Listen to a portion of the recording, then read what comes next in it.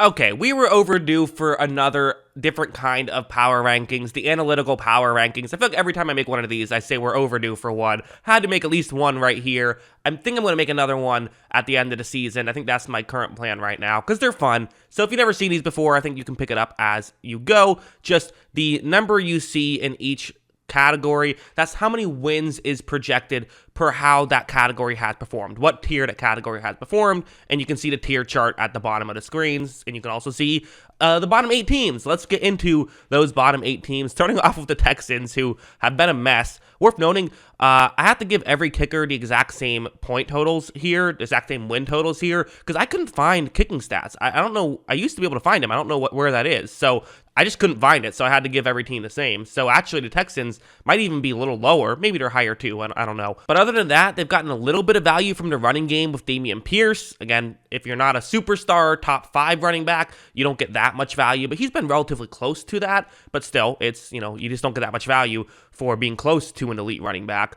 And then you get a little bit for pass rush, but that's it. Texans have been a mess. The Bears are here at 31, and I have to put a little asterisk next to them. Them and the Ravens have been 2 teams, I think, now that you kind of have to say it's not exactly fair, because for quarterback, it's just counting passing. Fields has obviously been a big asset in the running game, and their running totals have just been they haven't gotten to tier 1 running totals because of that as well, because it's just the running backs, or it's everyone's running totals, but typically I use PFF grades, and it feels like those running quarterbacks don't actually help as much as I feel like they should. So because of that, I think that the Bears probably should be higher, but still not a ton of talent on this Bears team outside of Fields, and offensive line's played great. Give them a lot of credit.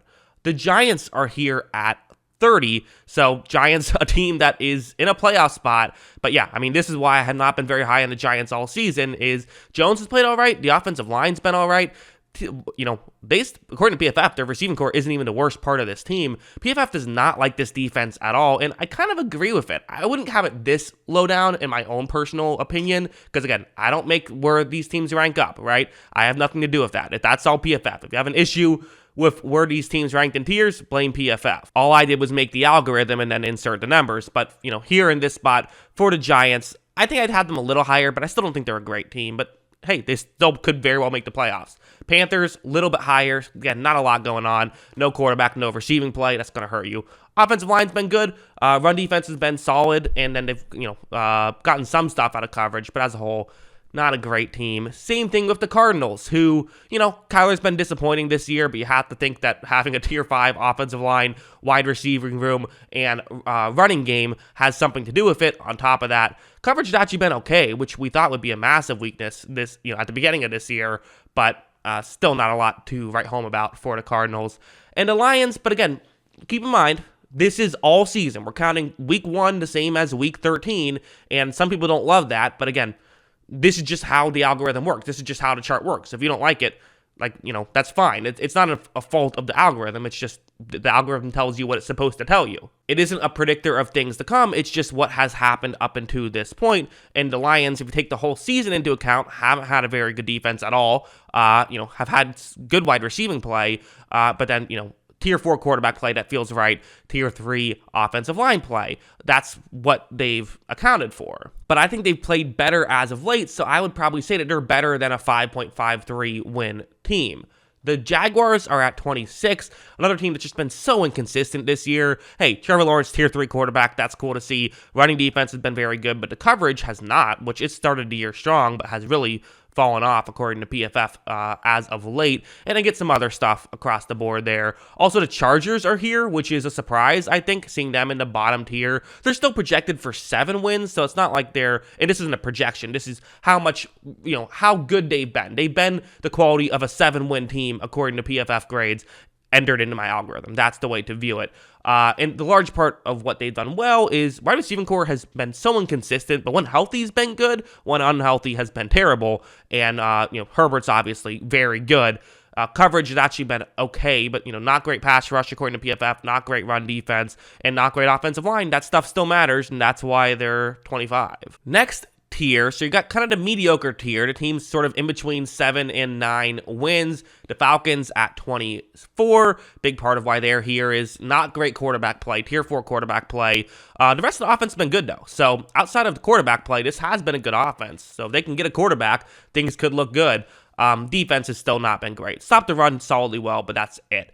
The Rams' defense has been good. Not great. You would like to see it a little better.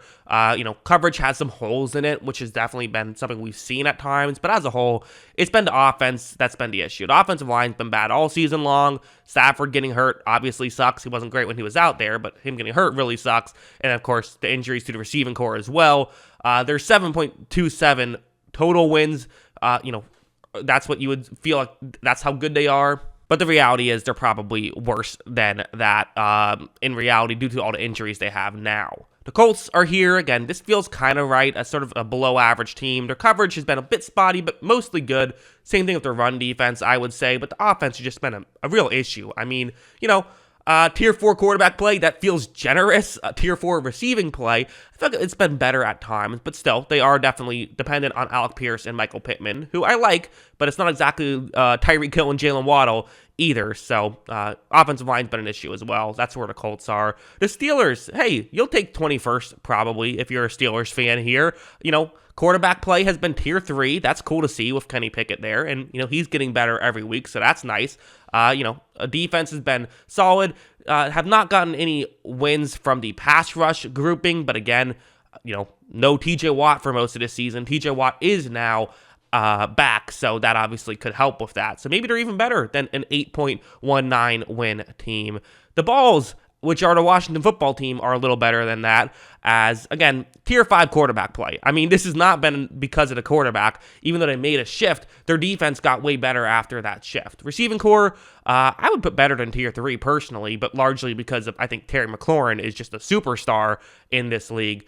Other than that, they got some stuff across the board. Again, a solid offensive line, solid run defense, good coverage unit, and that's going to get you some wins in this league. The Patriots are at 19. This also feels right. They're kind of right at that mediocre rank, which feels right to me. Again, quarterback play has not been the biggest issue. I think people think it's a Mac Jones issue. I'm not saying he's been great. He's, again, tier 3. You'd like him better, but it's not a mess either. But tier 3 receiving core, and it's been so inconsistent. It's had some good games and some just downright awful games.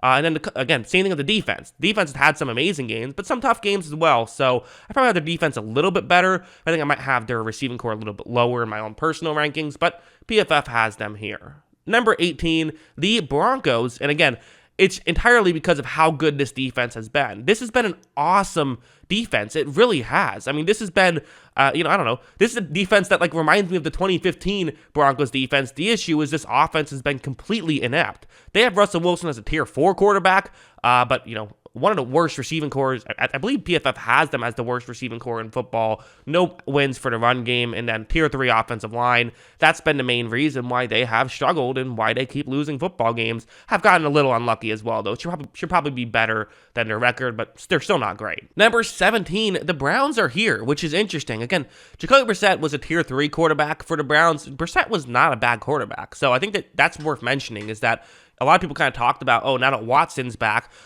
they weren't getting poor quarterback play, before Watson got there. I do think Watson should improve that position, though. And again, they've just been solid across the board. Solid coverage. The defense as a whole, though, has not performed where PFF grades say their coverage unit is at. So while their defense seemingly should be at least okay, it just hasn't performed that way. But good running game, solid wide receiving core, solid quarterback play, good offensive line play. That should get you some wins in this league, especially with a mediocre coverage unit. But it's just, their defense has, when it's looked bad, it's looked awful. And they've blown some games they should have won, which is why they're in a tough spot. Okay, next 8 here. This is where things get interesting. These are the teams fighting for a playoff spot, it seems like. And we have a couple of ties. But first, let's get to number 16, the Buccaneers. Tier 2 quarterback play with I almost said Jameis Winston for some reason, with Tom Brady, tier 2 coverage unit. That's kind of been why this team has gotten to this point, how they've been able to stay alive, it seems like this season. Offensive line still actually performed well. That hasn't been the issue. The receiving core has just not played well. It has a lot of big names, but it just has not performed well. That has been the biggest issue on offense, along with coaching as well. And of course, the running game's terrible. They don't get much pass rush. They don't stop the run as well as they used to. But, coverage and quarterback play, that'll get you at least to above average on this list. The Saints are here tied for 14th. PFF has Andy Dalton as a tier 1 quarterback. I don't know what's going on there. I don't know why that's the case.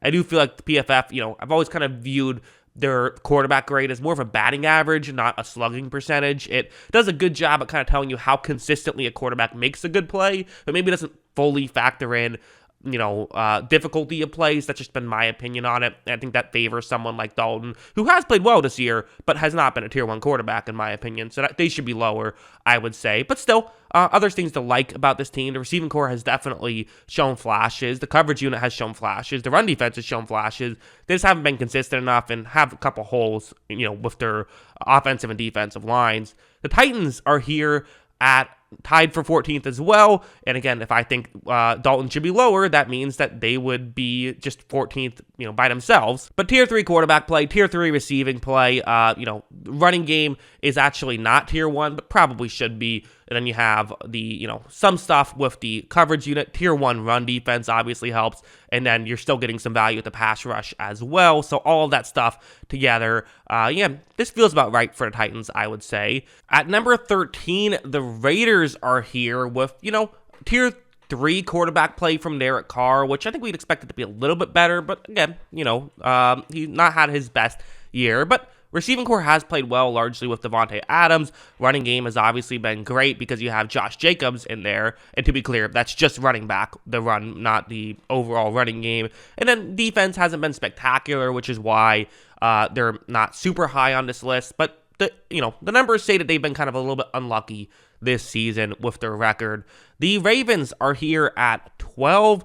Again, another team that I bring up. They give Lamar a tier 3 quarterback grade, but he should probably be better, although now he's injured, so, maybe they're worse at this point. But this is kind of where the Ravens are at. Again, they don't have seemingly any category that they're bad at. They have no zeros across the board, which is, definitely a benefit. They're a bit more complete than the Raiders. Maybe don't have the star power outside of the quarterback position that the Raiders do, but since they're a bit more complete, are a little bit higher than them. The Seahawks are here at 11, so this is good to see if you're a Seahawks fan, because there's definitely been some disappointing losses for the Seahawks. But you know what? Geno Smith's been a tier 2 quarterback for them. The receiving core has been fantastic for them. I mean, DK Metcalf and Tyler Lockett are amazing. And then, solid offensive line. Defense hasn't been spectacular this year, but that alone should get them to, around 10 wins. That's seemingly what they're on pace for. Get to 10 wins, they should be a playoff team.